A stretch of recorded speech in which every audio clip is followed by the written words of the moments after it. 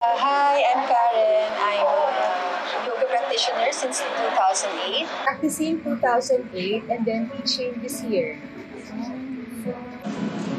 Last one. Inhale, exhale, 5. Kasapi si Ma'am Karen sa isang AV108 Yoga School na mayroong proyekto na tinatawag na The Suya Project, na kung saan ay layuning makalikom ng donasyon upang makatulong sa mga nasalanta o naapektuhan ng bagyo.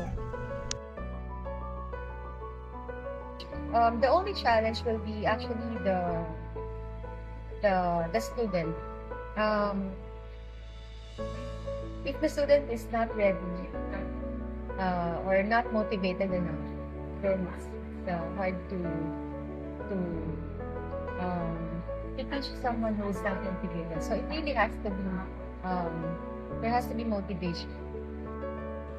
Let gravity pull the weight of your body down, taking away all the stress and the tension of your muscles.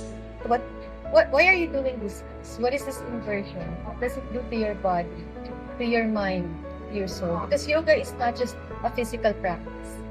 In fact, it's just one of the many facets of yoga. So it's also a practice of how to strengthen the mind and the spirit as well, not just the body. So it's holistic. So and then after the yoga principles, we move on to the poses. So I don't teach all the poses to a beginner in one class or in one session. You have your arms should be at the back, or just at the back of your, or aligned with your body. Nice. The full Ashtanga series is really very intensive. It's really a physical practice. It's one of the hardest. I think it's the hardest. It's the hardest form of yoga. It's physically rewarding though, and it has the most benefits. However, there are sequences that can be designed for beginners, even first-timers like you. And what I do with my program or with my class is to teach the students, especially first-timers, the basics first, one session, and then progress from there.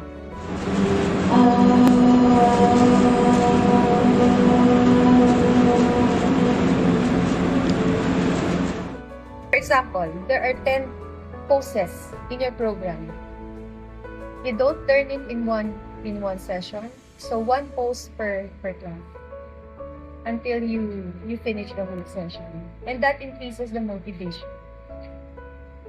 Okay? So that keeps the person going back because he's not shocked.